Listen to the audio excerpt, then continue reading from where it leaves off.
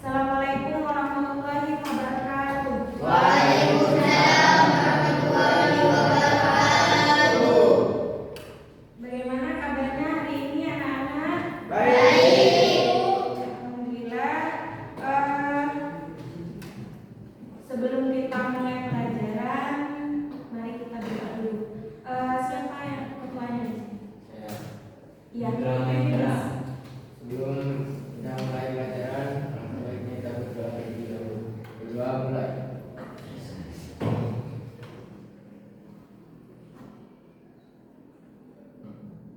Berdoa selesai. Baik, saya absen dulu ya. Silakan yang saya panggil, silakan lanjutkan tangan. Muhammad Ikram, Tirta Adiputra, Ibu. Mahendra, Muhammad Junaidi, Ibu. Muhammad Effendi, Muhammad Samsul Hidayat, Hafidatul Ainiyah, Hadir. Vivian Lintang Malasari, Hadir buku.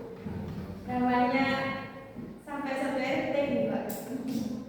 Rofiatul Kamila, Hadir. Indah Puspitasari, Hadir.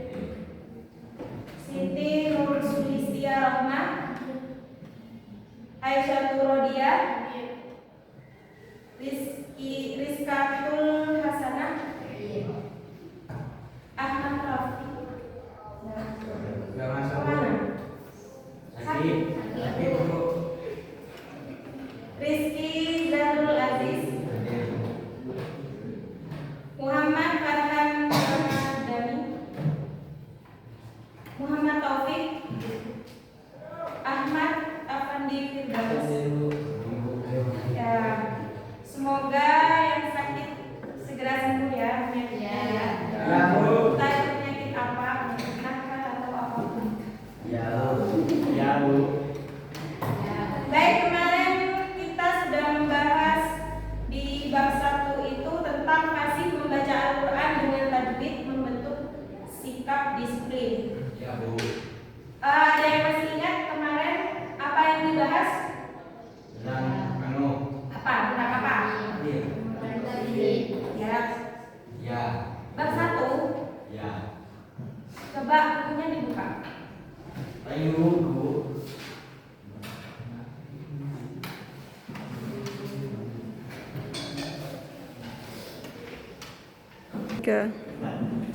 Ada yang masih ingat yang dibahas kemarin? Ya. Ya Bu. Minggu kemarin maksudnya. Ada. Kemarin yang kita bahas fasih membaca Al-Quran dengan tajwid membentuk sikap disiplin. Apa saja pembahasannya? Ada yang masih ingat? Ya. Coba, Mas Hendra. Apa? Majlazim ilmi muhafaz. Ya, mad lazim, ilmi muhaffaz, ada mad lazim musaqqal ilmi, ada mad lazim musaqqal harfi, dan ada mad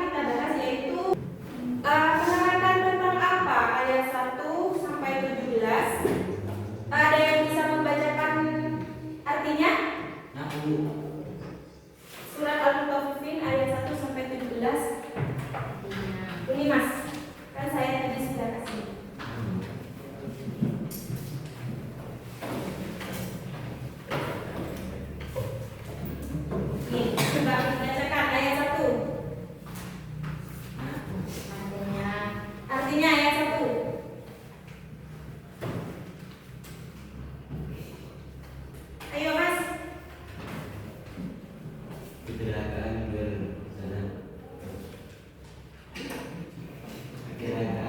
berserta bagi orang-orang yang berkurang dalam menakar dan menimbang. Surat Al-Mutaffifin ayat 1 ini menerangkan tentang celakalah bagi orang-orang yang curang dalam menakar dan menimbang.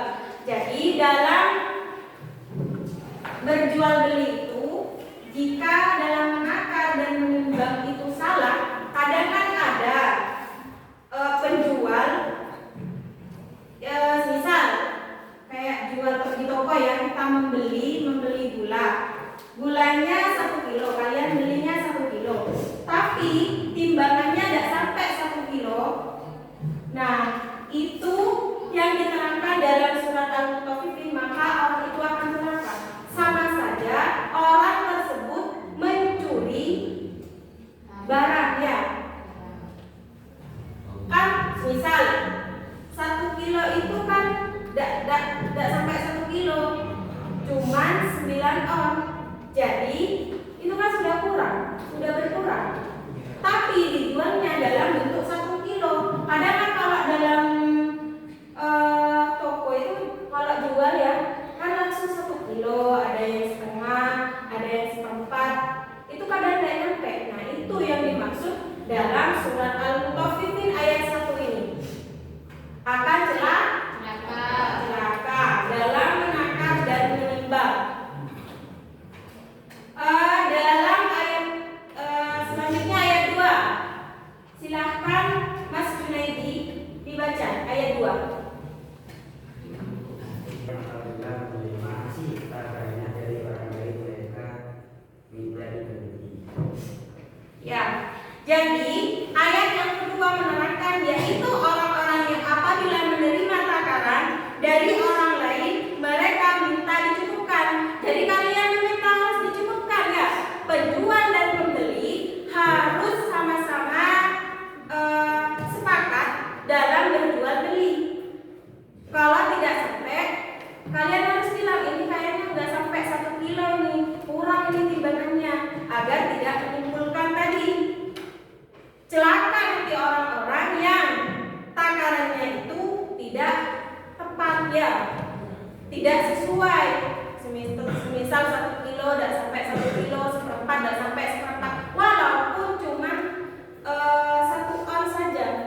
Itu jangankan 1 on ya, 1 sendok saja, itu kalian itu namanya sudah mengurangi timbangan. Itu tidak boleh ya. Yang ketiga, saya baca ya. Dan apabila mereka menakar atau menimbang untuk orang lain, mereka mengurangi. Jadi itu tadi dikurangi, itu tidak boleh ya. Ya Bu. Dan seterusnya ini sampai ayat 17 sudah menerangkan tentang takaran timbangan ya.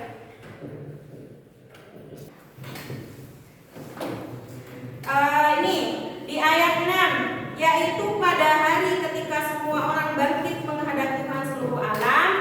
Artinya ketika kita nanti sudah pada hari kiamat ya, kita akan mempertanggungjawabkan perbuatan kita karena sudah terekam.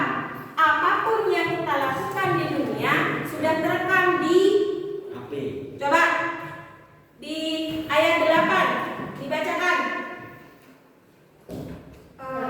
Tahukah kamu apa sijil itu? Ya, sijil itu sudah terekam dalam ini ya, di ayat 7. Sesekali jangan begitu. Sesungguhnya catatan orang yang durhaka benar-benar tersimpan dalam sijil. Ya. Dan yang berisi catatan amal-amal manusia ya. Ini diterangkan di ayat 9, yaitu kitab yang berisi catatan atau amal perbuatan manusia. Sekarang di ayat 10, masih di surat Al-Mutaffifin ya, di ayat 10. Celakalah pada hari itu bagi orang-orang yang mendustakan. Jadi orang-orang yang salah menakar dalam timbangan itu dianggap mendustakan dan akan celaka pada hari kiamat nanti.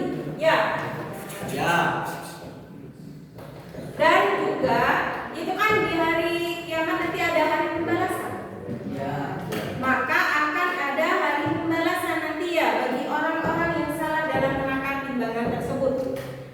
Ayat 12, dan tidak ada yang mendustakannya di hari pembalasan kecuali setiap orang yang melampaui batas dan dosa.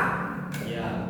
Jadi orang-orang yang salah menakar timbangan itu dianggap melampaui batas dan berdosa ya.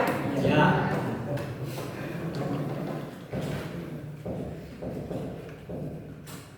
Ya, Bu. Kadang ada orang-orang yang apabila diterangkan oh ini dosa, itu kadang menganggapnya itu hanya dongeng belaka. Itu ada di ayat 13. Yang apabila dibacakan kepadanya ayat-ayat kami, dia berkata itu adalah dongeng orang-orang dahulu. Dongengan. Iya, cuma dianggap dongeng. Ayat 14 sesekali tidak, bahkan apa yang mereka kerjakan itu telah menutupi hati mereka. Kadang kalau sudah enak menimbang, sudah sering mencuri, merasa enak ya? Ya. Itu nyaman. Kadang merasa keenakan, jadi setiap hari dilakukan. Mau berhenti sudah gak mau, hatinya sudah kadung keenakan melakukan hal-hal dosa itu ya.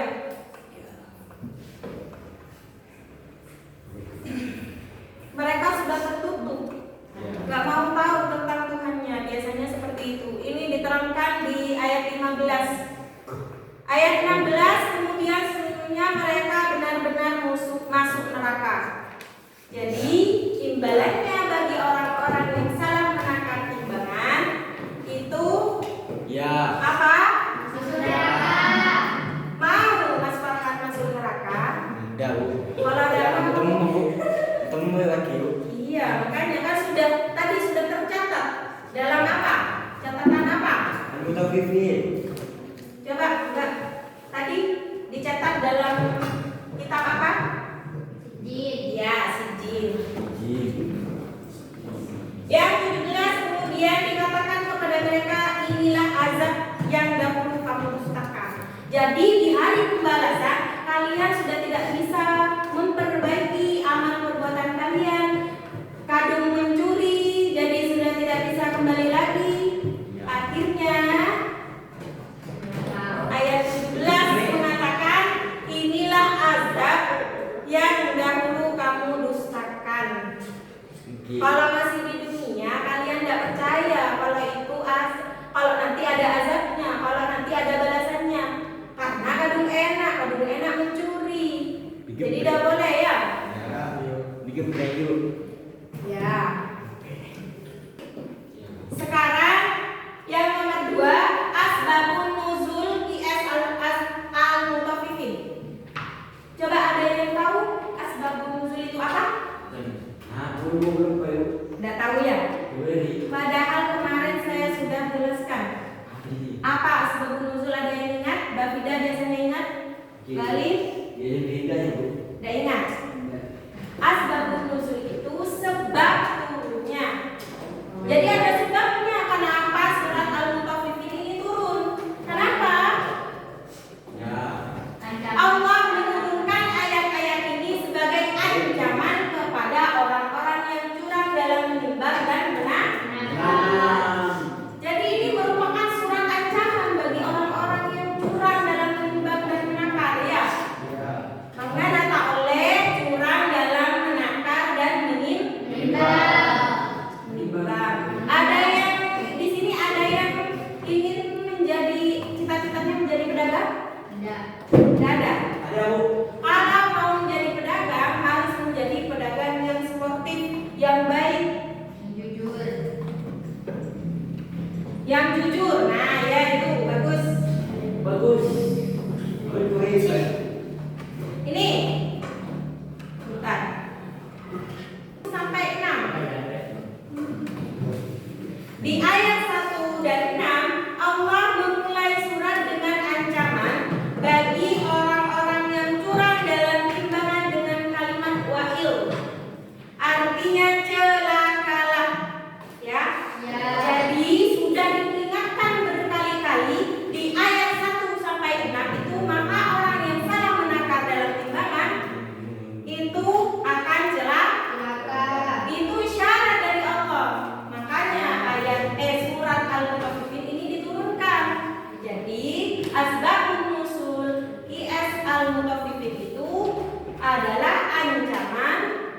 bagi orang-orang yang salah dalam menakar dan menimbang. Selanjutnya ayat 7 sampai 17. Coba ayat 7 dibacakan. Kalla inna kitabal fujjari lafi sijjin wa ma adraka ma sijjin. Cukup. Nah itu ya. Coba ayat 7. Kalla inna kitabal fujjari lafi sijjin. Nah ini sudah diterangkan di ayat 7 sampai ayat 17. Sesekali jangan curang karena sesungguhnya kitab orang yang durhaka tersimpan dalam sijjin. Apa tadi saya sudah jelaskan sijjin itu apa? Kitab yang berisi tentang Kitab agama. amal ya. Tentang catatan amal ya. Ya. Mau Mas Farhan dicatat amalnya baik? Ya. Kalau mau, maka berbuat yang baik-baik ya Mas. Ya. Jadi jangan sampai di dunia ini melakukan hal-hal yang tidak berguna atau Ya, Bu. bermanfaat. Ya, Bu. Coba ayat 7 sampai 17. Allah menjelaskan bahwa catatan perbuatan orang-orang durhaka terdapat dalam daftar keburukan dan disimpan dalam buku khusus yang bernama sijjin. Berkali-kali saya jelaskan. Apa sijjin itu? Kumpulan buku-buku para setan dan orang-orang Kafir. Jadi kalau catatan kalian ada di sijjin berarti kalian Kafir. berkumpul dengan setan. Setan mau berteman dengan setan. Ya. Kalau gak mau rubah ya, buatannya yang lain dirubah. Selanjutnya Allah menjelaskan mengapa mereka mengeja Al-Quran antara lain karena banyaknya dosa yang menutupi hati. Ya. Jadi kebanyakan umat Nabi Muhammad itu banyak yang mengeja Al-Quran karena kenapa? Hatinya sudah tertutup ya. Jadi bagi yang sering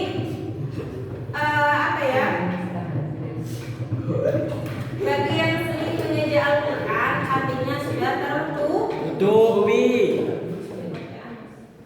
Ya, Bu. Selanjutnya, nih ya, surat Al-Mutaffifin. Wailul lil mutaffifin alladzina idza qalu 'alan nasi yastawfun dan seterusnya. Sudah dijelaskan tadi ya dari ayat 1 sampai ayat 17. Al-An'am. Tidak ada di itu ya. Nah, sob. Yang kedua ini ya, IS Al-An'am ayat 152. Ya, saya bacakan sendiri ya. Wala taqrabu malal yatim illa billati hiya ahsan hatta yablugha ashuddahu wa awful kayla wal mizana bil qist. La nukallifu nafsan illa wus'aha. Wa idza qultum fa'dilu walau kana dha qurba wa bi ahdillahi awfu. Dzalikum wasaqum bihi la'allakum tadhakkarun. Yang artinya, dan janganlah kamu mendekati harta anak yatim. Ada yang yatim di sini? Ada apa? Ya. Jadi ini ada anak yatim ya. Jangan sekali-kali di hati. Ya. Muntadro azab. Kenapa? Ditolak azab. Jadi anak yatim itu harus dikasih sayang ya. Dihormati, pokoknya bisa dia pun di begini guys. Pahalanya banyak. Ya, good. Ya. Jangan dibully. Ya. Ya. Kecuali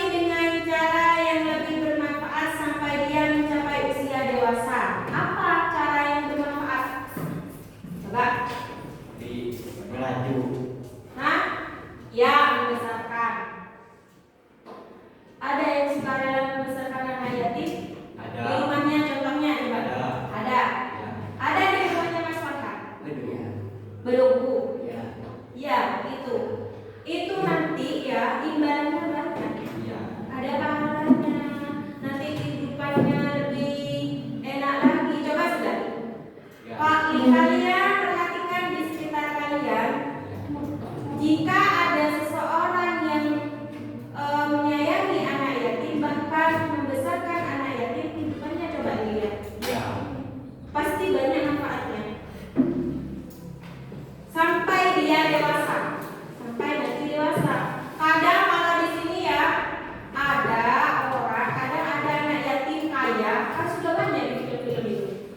Terutama di film Indosiar. Kadang ada anak yatim yang meninggal kedua orang tuanya karena banyak hartanya, jadi dibesarkan. Karena apa? Karena itu hartanya. Jangan sekali-kali menghardik anak yatim dan mengambil harta anak yatim. Nggak boleh ya. Itu harus dijauhi. Kalau mau membesarkan anak yatim dari hati, ya dari lingkungan itu bisa. Berarti Mas Farhan ini pintar, tapi nakal. Dan sempurnakanlah takaran dengan timbangan. Nah, ini masih dibahas lagi di surat Al-An'am. Apa? Sempurnakanlah takaran dan timbangan dengan Ayat. adil. Tahu adil? Ada selajen ya. Ya. Ada yang tempeng kade, bereen katanya nah, itu nggak boleh. Harus lebih berat bebannya, ada apa-apa itu. Asalkan kalian ikhlas. Kami tidak membebani seorang melainkan menurut kesanggupannya. Apabila kamu berbicara, bicaralah sejujurnya, sekalipun dia kerabatmu, dan penuhilah janji Allah. Demikianlah dia memerintahkan kepadamu agar kamu ingat. Jadi harus diingat perintah-perintah Allah. Apa yang dilarang oleh Allah itu harus diingat. Jangan saya masih hidup pengen lah, saya ini hidupnya lama ini. Gak apa-apa lah, mengerjakan dosa-dosa itu gak apa-apa gitu pikirnya. Kalian harus ingat ya, ada balasannya itu nanti ya. Ya.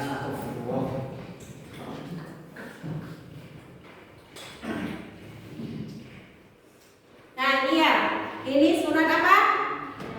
Al-An'am ayat 152. Ini bunyinya ya, ini artinya. Dan janganlah kamu mendekati harta anak yatim kecuali dengan cara yang lebih bermanfaat sampai dia mencapai usia dewasa. Dan sempurnakanlah takaran dan timbangan dengan adil. Kami tidak membebani seseorang melainkan menurut kesanggupannya. Jadi kalau tidak sanggup, Allah tidak akan membebani seseorang ya. Sesuai dengan kesanggupan manusia. Apabila kamu berbicara, bicaralah sejujurnya. Jangan bodoh. Saya sering berdusta. Contohnya takaran tadi itu sama dengan nipu ya. Ya. Sekalipun dia memerintahkan kepadamu, kerabatmu, dan penuhilah janji Allah, demikian agar kamu ingat. Nah ini ya, asbabun nuzul tadi sudah saya jelaskan. Apa asbabun nuzul?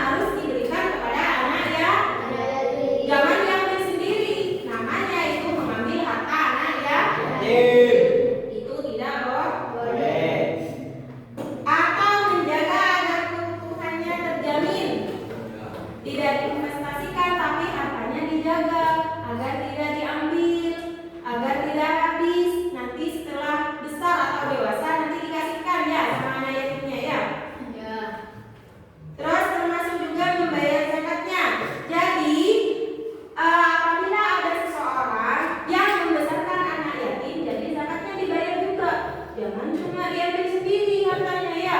Ya. Kan kita semua wajib membayar zakat, walaupun anak yatim ya. Apalagi anak yatimnya orang kaya, zakatnya juga harus dibayar ya. Itu namanya menjaga dengan baik dan menguntungkan, bermanfaat. Itu namanya yang lebih bermanfaat. Kalau tidak dizakati, anak yatimnya dibiarkan, dihardi, itu bukan menguntungkan ya, tapi memanfaatkan ya, memanfaatkan anak yatim.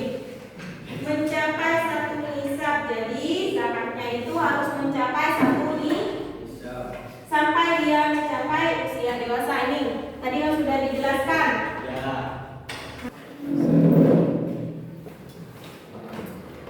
Selanjutnya ayat ini, Al-An'am ini masih menjelaskan tentang penakar dan timbangan ya. Jadi ayat ini memerintahkan kepada kita untuk menyempurnakan takaran dan timbangan secara adil. Jadi sama-sama beratnya ya, harus adil antara penjual dan pembeli. Tidak boleh merekayasa atau mengurangi ya. Atau timbangan dalam bentuk apapun, takaran dan timbangan dalam bentuk apapun itu tidak boleh dikurangi, tidak boleh direkayasa, tauleh dan berkade. Kalau bisa kalian dalam berjual beli itu timbangannya ditimbang apabila ada orang yang membeli. Nah makanya itu kan tahu yang membeli, udah ini benar timbangannya itu ya. Namun demikian, karena untuk tepat 100% dalam menimbang adalah sesuatu yang sulit. Kadang kan memang sulit, kadang timbangannya ada sama antara penjual pertama dan penjual kedua, itu timbangannya tidak sama.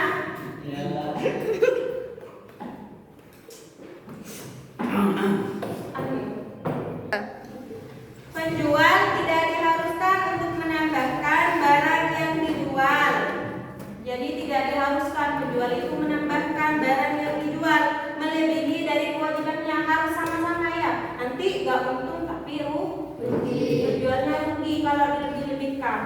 Dikurangi juga tidak boleh. Jadi harus sama rata, harus sama-sama adil. Pembeli juga merelakan jika ada sedikit kekurangan. Jadi kalau antara penjual dan pembeli sudah sepakat, misal si pembeli ikut ke penjual, itu tidak apa-apa. Kalau semisal memang ikhlas, harus sama-sama sepakat ya. Dalam timbangan karena tidak disengaja, mengalaminya perlu sengaja. Ayat ini menunjukkan bahwa agama Islam tidak ingin memberatkan pemeluknya. Penjelasan berikut adalah perintah untuk berbicara dengan jujur. Jadi mengajarkan dalam menimbang itu harus jujur, mentaati jujur. Jadi timbangannya direkayasa ya, itu namanya tidak jujur.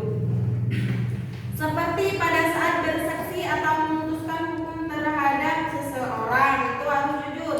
Sebab kejujuran dan keadilan adalah inti persoalan hukum.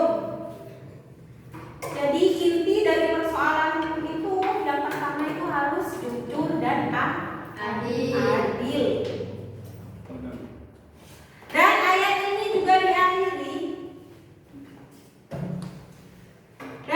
ini juga diakhiri dengan perintah untuk memenuhi janji kepada Allah. Jadi di akhir ayat ini harus memenuhi janji kepada Allah. Apa janjinya? Yaitu mematuhi ketentuan yang sudah digariskan oleh Allah. Harus selalu demikianlah agar kamu ingat. Ya. Sudah? Selanjutnya. Nah, ini ada kisah inspiratif dalam bermuamalah. Kisahnya siapa? Kisahnya Nabi Muhammad. Nabi Muhammad ini dulu seorang pedagang ya. Nabi Muhammad kalau berdagang itu pasti jujur. Pokoknya tawarannya baik, tidak pernah sumpah. Lalu yang kedua ada kisah Abu Bakar As-Siddiq, kisah Abu Dujana. Nah ini saya ceritakan kisah Abu Dujana ini. Abu Dujana ini adalah sahabat Nabi. Abu Dujana adalah sahabat Nabi yang sering sholat di masjid bersama Nabi. Nah, pada suatu hari Abu Dujana ini sholat bersama Nabi. Namun sholat subuh ya. Namun Nabi itu heran. Setelah Nabi berdoa, Abu Dujana ini tidak menunggu Nabi yang sedang berdoa. Biasanya kan kalau kita bermakmum kita nunggu imam yang berdoa. Tapi Abu Dujana ini tidak menunggu Nabi selesai berdoa ya. Abu Dujana lekas-lekas pergi.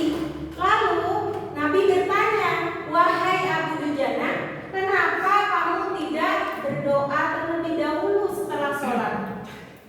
Lalu Abu Dujana menceritakan, "Wahai Nabi, di rumah saya ada pohon kurma." Kenapa pohon kurma?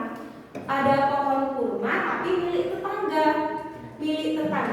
Kadang ada ya, di sini pekarangan, misal pekarangan A, pekarangan B.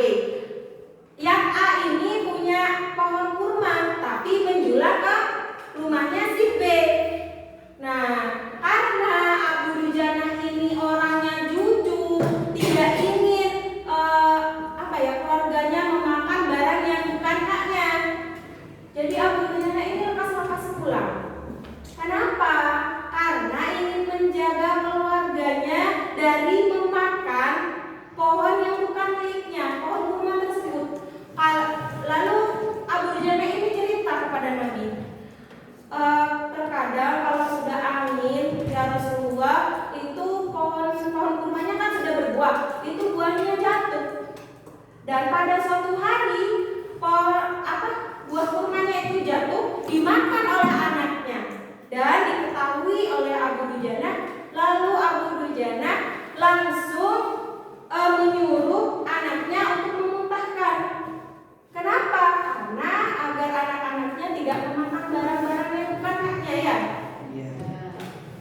Lalu Rasulullah itu menangis karena saking terharunya dengan ceritanya Abu Dujana. Berarti Abu Dujana ini mengajarkan kepada keluarganya untuk bersikap jujur ya. Lalu apa yang terjadi? Rasulullah mendatangi yang mempunyai pohon tersebut. Yang mempunyai pohon tersebut ini orangnya munafik, orangnya tidak baik. Nah, jadi didatangi oleh Rasulullah. Rasulullah bertanya kepada orang yang mempunyai si munafik ini ya, "Wahai si pemilik kurma, bolehkah saya membeli pohon kurma yang menjual ke rumah si Dujana?" Gitu ya. Rasulullah itu bertanya, "Akan saya beli 10 kali lipat dari harga pohon kurma yang ada di tempat tersebut." Tapi apa jawabannya? Jawabannya si munafik ini, "Saya tidak akan menjual kecuali dengan jika hanya berjanji. Saya akan menjual dengan uang cash." Jadi tidak mau kalau cuma bicara saja. Nah, pada akhirnya si Abu Bakar As-Siddiq ini siapa? Sahabat Nabi. Yang keempat itu kan. Nah, si Abu Bakar ini mendatangi karena sudah berbincang-bincang. Jadi si Abu Bakar itu mendatangi, "Wahai si munafik ini ya, saya akan membeli pohon kurma ini dengan harga 10 kali lipat pohon kurma terbaik." Jadi kalau Nabi tadi kan ingin membeli 10 kali lipat pohon kurma yang ada di situ. Tapi kalau Abu Bakar ini akan membeli pohon kurma 10 kali lipat dengan harga pohon kurma yang lebih baik di sana. Jadi ini mau, ya sudah saya akan menjual gitu.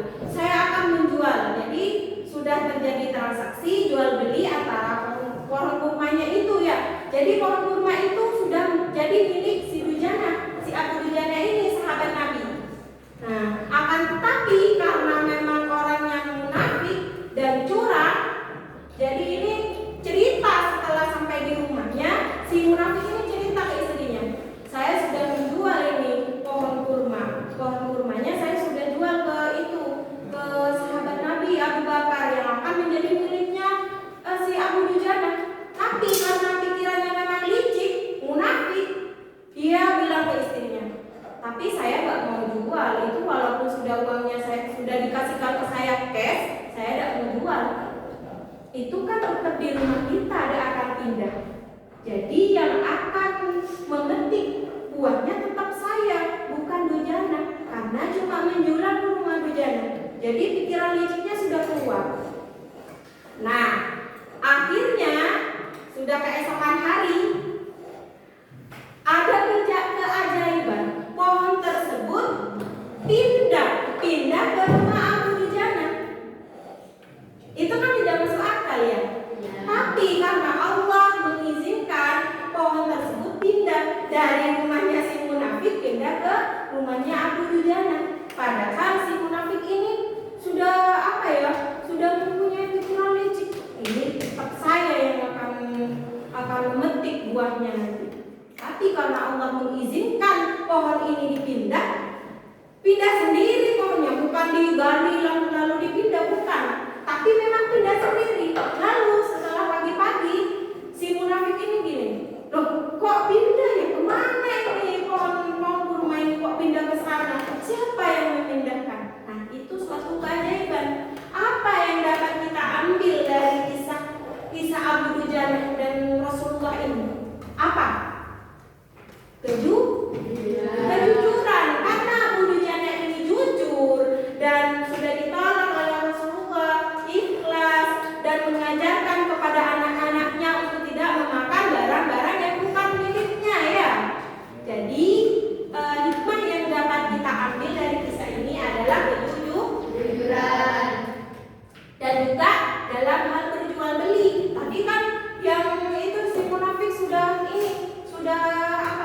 culas, sudah pengen curang, tapi Allah tidak mengizinkan dia tetap curang. Dipindahlah pohon kurma ke rumah Abu Dujana. Sudah paham?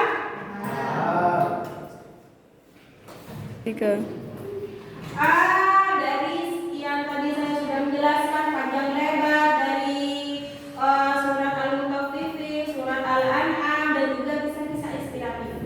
Mungkin ada yang belum paham? Bisa ada yang boleh bertanya? Saya Ya, coba. dalam jual beli online bagaimana menerapkan muamalah yang baik? Itu kan ada sistem COD. Apakah itu diperbolehkan dalam Islam? Ya. Dalam jual beli online ya, ada kan sekarang banyak ya online di sosial media, contohnya di TikTok, di Lazada, di Shopee, itu diperbolehkan. Asalkan kalian sebagai pembeli harus menerima syarat-syaratnya. Itu kan ada deskripsi ya. Itu kan di bawah itu misal mau pesan buku, ya itu kan kalian sudah melihat deskripsinya, bukunya ini seperti ini. Saya pernah beli buku tapi tidak sesuai. Tapi karena saya sudah setuju dengan kesepakatan di itu ya, di deskripsi yang diterangkan di itu saya pernah belinya di TikTok, tapi tidak sesuai. Tapi kan saya sudah menyepakati, nah itu tidak apa-apa. Sistem COD itu kan bayar belakangan ya. Sebenarnya kalau dalam Islam sih itu tidak boleh. Sama halnya dengan kita makan di warung. Kalau di Indonesia kan makan di warung kita makan dulu baru bayar. Ya. Sedangkan kalau di kafe, siapa yang pernah makan di kafe? Saya pernah? Saya pernah. Coba kalau ke Bandung. Pernah? Itu bayar dulu pada? Oh, kalau dulu saya bayar dulu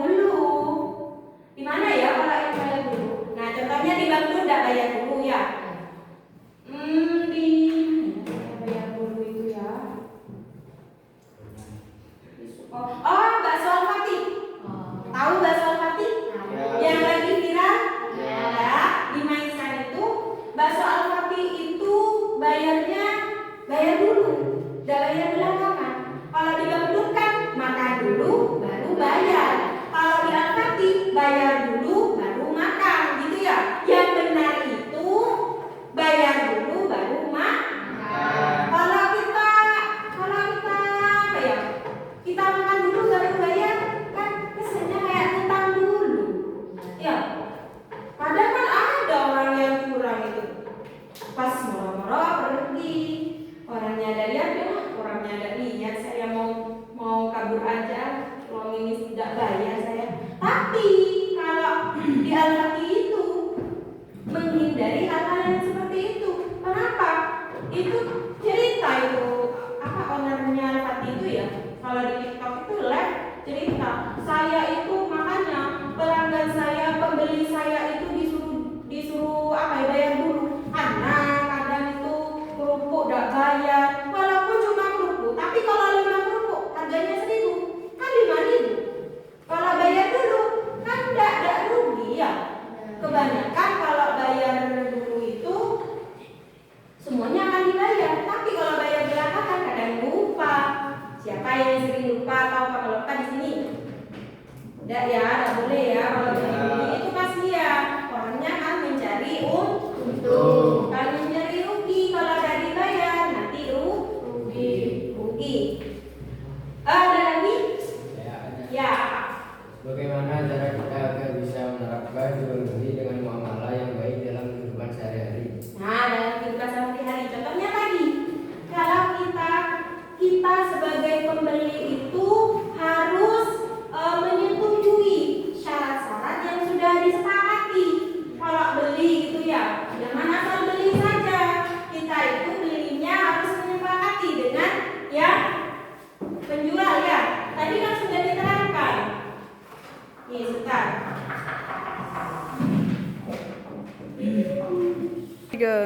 Tadi pertanyaannya bagaimana cara kita menerapkan jual beli muamalah di kehidupan sehari-hari. Nah, tadi kan sudah dijelaskan di surat Al-An'am itu. Nih. Di kandungan surat Al-An'am itu ada penjelasan penjual tidak diharuskan untuk mendapatkan barang yang dijual. Jadi harus sama-sama disepakati. Semisal apa ya, barangnya yang jual itu ikut ke barangnya yang pembeli ikut ke penjual, itu si pembeli harus ikhlas ya. Yang penjual juga sama, karena dalam mengangkat timbangan itu untuk sama-sama adil itu sangat sulit ya. Jadi penjual tidak diharuskan untuk menambahkan barang yang dijual melebihi dari kewajibannya. Pembeli juga merelakan. Jadi sebagai pembeli harus sama-sama rela. Misal barangnya itu sedikit, si penjual jika melebihi itu juga rela kalau si pembeli ya. Jadi harus sama-sama disepakati. Ada sedikit kekurangan dalam timbangan karena tidak disengaja. Jika ada sedikit kekurangan dalam timbangan itu harus sama-sama rela. Terus ayat ini menunjukkan bahwa agama Islam tidak ingin memberatkan pemeluknya. Jadi ayat yang sudah diturunkan surat Al-An'am itu menjelaskan bahwa agama Islam itu tidak memberatkan pemeluknya ya.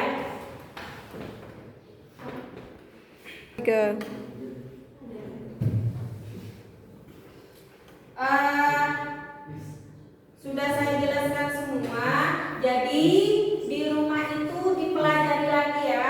Yang bab 1 itu diingat-ingat, kemarin membahas tentang mad lazim ilmi muhaffaz, mad lazim ilmi musaqqal, dan mad lazim musaqqal harfi, mad lazim muhaffaz harfi. Itu sudah saya jelaskan. Dan untuk minggu depan kalian di rumahnya diingat-ingat ya, dari pembahasan surat Al-Mutaffifin yang membahas tentang muamalah takaran dalam menimbang ya. Itu harus diingat-ingat, dievaluasi lagi, dipelajari lagi di rumahnya ya. Jangan malas-malas. 3.